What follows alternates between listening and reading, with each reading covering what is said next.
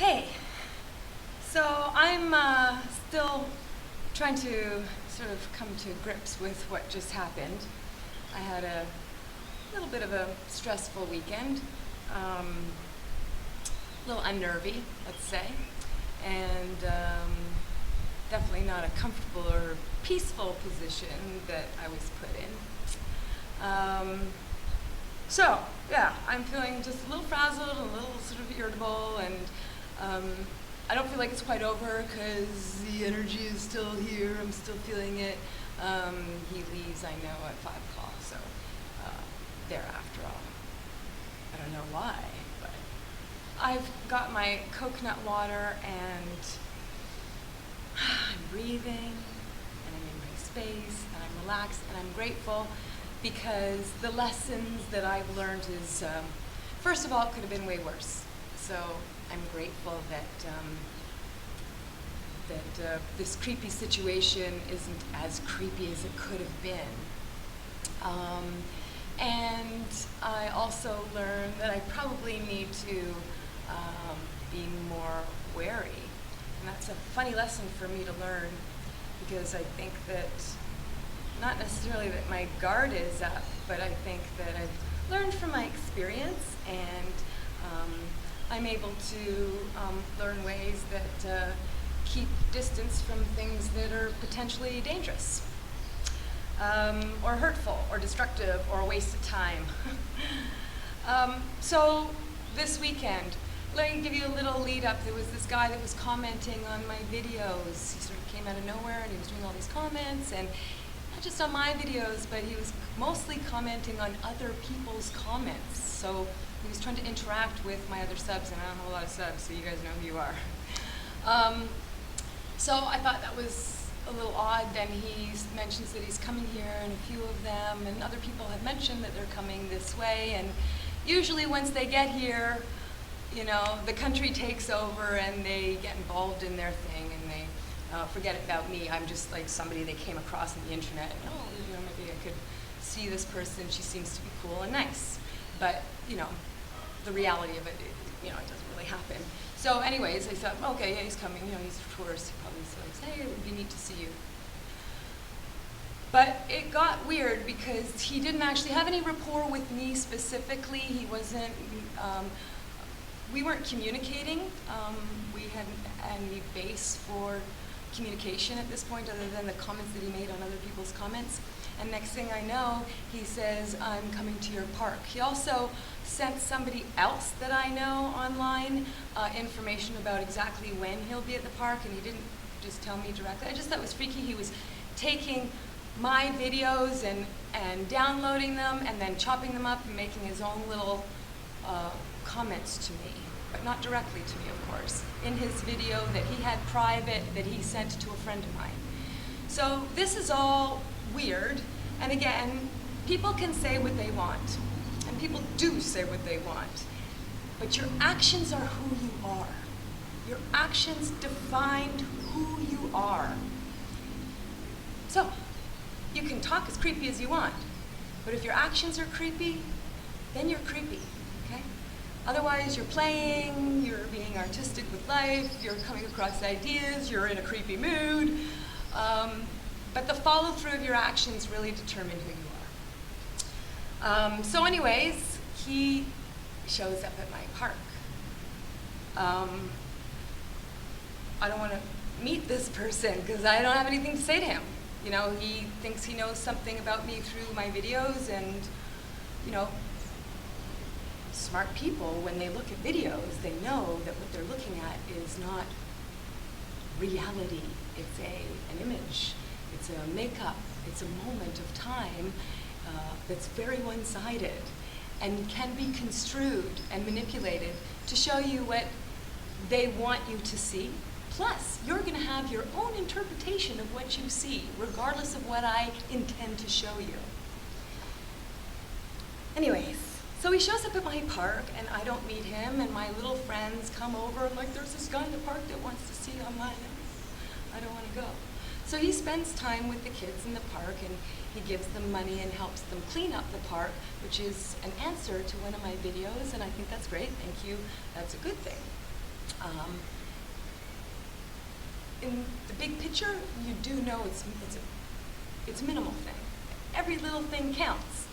But with his resources, there may have been other ways that would have been like really effective if you wanted to help the kids in my neighborhood. Yeah. So then my neighbor, you know, I did a video where we were arguing because he always tells me about Jesus Christ and veganism, and he likes to yell, and this is his personality, and we are great friends. And I love him very much, and he is very funny to me, and even when he yells at me and recites passages from the Bible, I laugh and I yell back at him, and we battle, and then the next day I see him and we kiss. So this is us. So he meets Ed in the park. Ed comes over, he's like, he's harmless. Meanwhile, they just finished arguing in the park because Ed attacked him because this guy's pretty religious, although he says he's not, but his videos and his language. Ed, you know, attacked him. So, but then, you know, I kissed Ed, and he was very amused. This guy, Chris, who came, was very amused to see that there was something beyond the aggravation that I showed in the video. And that wasn't even full of the aggravation, because I just turned the camera on when I was like, why am I running away from him screaming at me? The camera's here, I need to be videotaping this. As soon as I turned the videotape on, he like totally quieted down and called another taxi. Anyways, so I go out there and I speak to him he's already been there for a few hours, and I speak to him for a few hours until sunset, and I go home. I agree to see him because he seemed okay, and he seemed to enjoy the banter of me and Ed, and I made sure Ed was around close, so, you know, and I questioned him, like, you know, it's weird that you're here, like, what are you doing here? And he seemed to have all these, he said, you know, it's really amazing, isn't it, that I found this park? Like, isn't it amazing? Something drew me here, like, I knew, like, something sent me this way, and he seems to find connection, like this higher meaning in everything that he witnesses in life.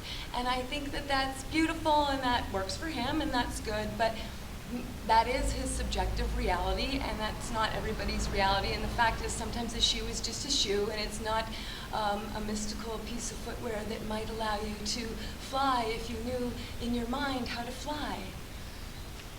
Maybe that's what it is. Maybe he's right. You know, maybe anything. But the fact is, it's a shoe. Okay? You know, you can sit there and have a meal and say, we're having a nice meal, and say, no, we're not in another dimension. All the little particles are in another place, and then we're not having a nice meal. So we went for breakfast, and we kind of got along, and he was very emotional, and he was like, you know, I came for, you know, part of the reason I came. He says, I only watched a few of your videos, like 6, but this is obsessive. Gotta tell you, that's what it's obsessive, that he would only see 6 of my videos, but be drawn to come here and to sit in my park for 4 hours.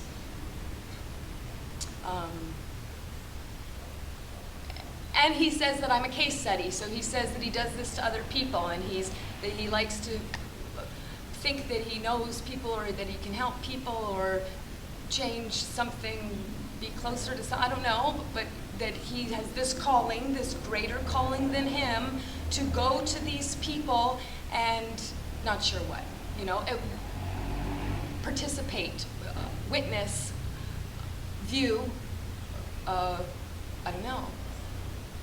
So, nice, you know, fine, he's sweet and he means well. And that's fine. But his questioning was, you know, really around religious ideas. And so the objective reality is I'm going to talk to this camera, and I'm going to upload it to YouTube, and people are going to view it. And that is a truth. And there's going to be evidence to see that on YouTube. And I'm witnessing this alone, but this is An objective reality, if somebody was here, they'd witness me talking to a camera as well. I know some schizophrenic people who have a different objective reality. They might come up here and see 5 people. He has an argument that some people say the sky is blue and some people say it's green. And what's the truth? And I say, well, the truth is that it's blue.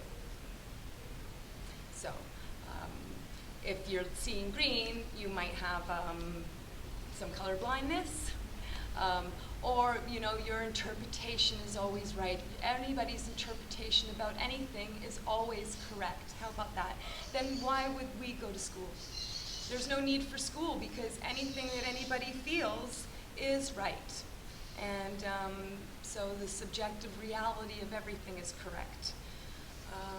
We talked a little bit about, I heard a little bit about his childhood and that his mother died when he was 8, and a couple of other things. But that's a biggie, and that's going to make you question a lot of things. So a lot of his questioning and obsessiveness about his case studies to walk into the lives of people that he doesn't know.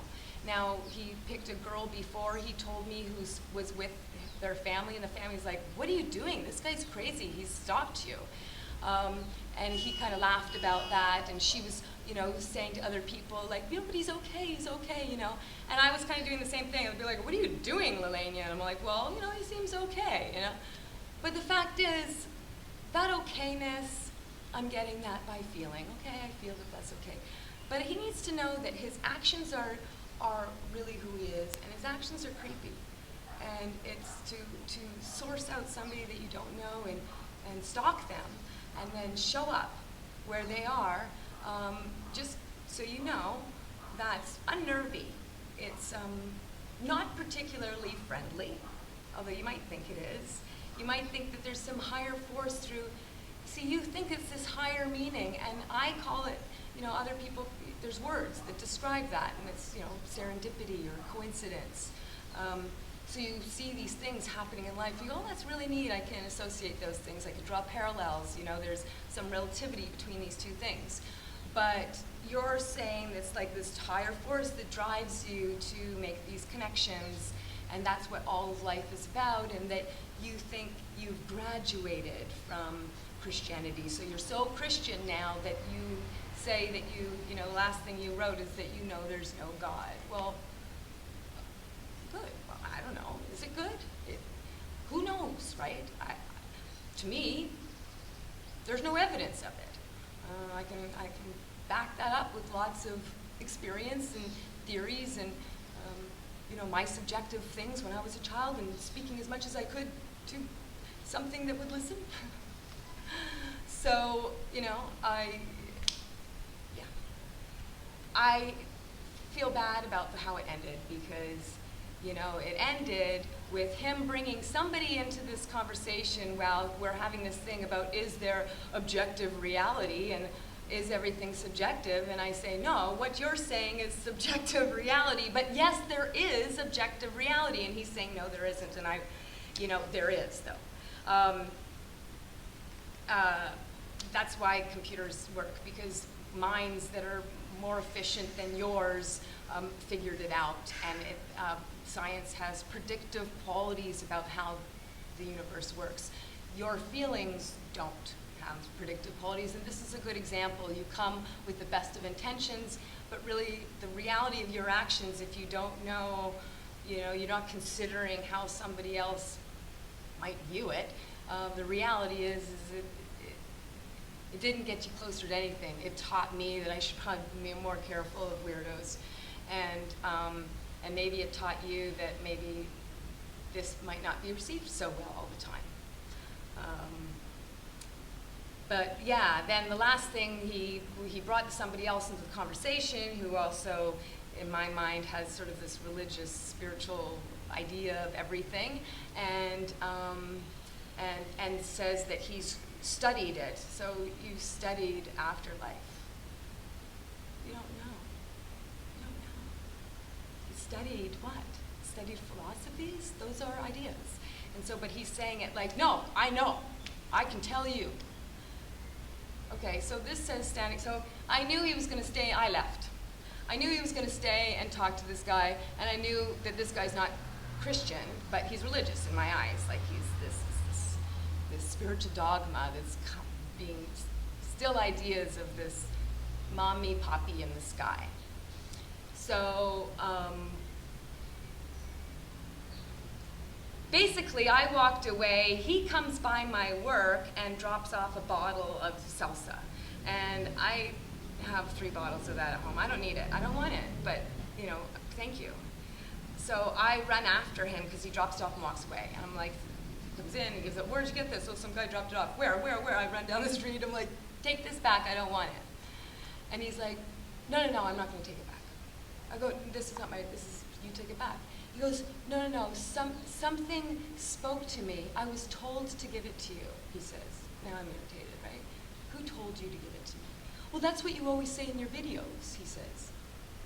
No, you're taking the response. See, this is the language that bugs the front out of me. You're taking the responsibility away. Your mind thought to give this. It wasn't a higher power. It was you were told, so now it's not you. So now if I say no, now I'm refusing God. I'm not refusing you, I'm refusing this higher power that told you to give it to me.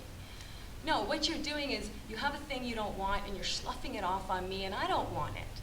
So you're not taking care of your own responsibilities. If I have something that I can't pack and I don't want it, I'll give it away to somebody who wants it. If they say I don't want it, I'm not going to force it on them. This is not, see, you're forcing your ideas onto other people by making me take that bottle of salsa. I don't want it. By coming to somebody's park who you don't know, you think it's going to be a happy surprise? So then I say, you know, it's a threatening move. He said, no, telling you that I was going to come to your park is not a threatening move, it's just information. No, it's a threatening move. You know that I'm a woman and you think I live alone in this country and you're going to come all the way from Sacramento, California and sit in my park and you call that information. Well, it's information, it's threatening information, so you followed through on your threat. Okay, so your creepy threat might not be as creepy and scary as it could have been because you're not a bad guy that potentially it could have been for me. Okay? You get that? So, yeah, I don't know. Just the whole thing freaks me out. I need some water, coconut water. Cheers. Last, I went back. I'm like, nope, take this bottle. This is an example of you taking your ideas about something and putting it on. This is not, you're not listening. I'm telling you, I don't want this bottle. And he, like a child, he would not take it back. So I tried to tie it to his hat, so he took his hat off. So now I've got his freaking hat and his bottle. So I'm like, take it, take it. You said there was a higher power, some reason, somebody told you to give it to me. Take it. This is your responsibility. This is your thing. No. I don't believe in God, is the last thing he wrote. Okay. So I walk into the neighborhood. I'm not going to give a bottle of salsa to somebody in the neighborhood. But if it's a nice hat and a bottle of salsa,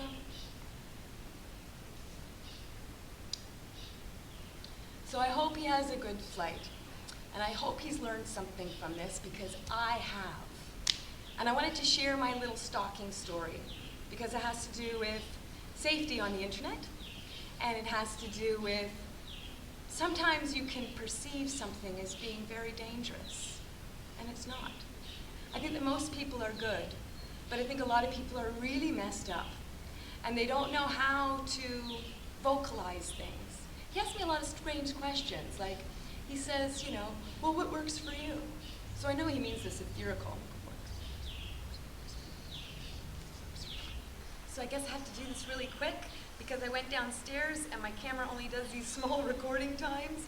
And so this got kind of screwed up. So I just wanted to quickly, I guess, finish. Hopefully this is still working. The question that he asked me that, you know, what works for me, and I said, kale. Kale works for me. And then he went off on this tangent about how, well, bunny rabbits eat kale, and all you have to do is put a bunny rabbit in a cage and lock the cage and feed him kale and he'll be happy. And some people are more complex than that. He was asked, like, what works for me? Lots of things work for me. It depends when, where, how. I mean, these are such general questions. And then I told him kale works for me. And he kind of was irritated, obviously, because only bunny rabbits eat kale, and that's so simple, and like I'm a simple bunny rabbit or something. Asking me about what love is, or what I think love is. This is very complex, and he's asking me like a wide-eyed 6-year-old.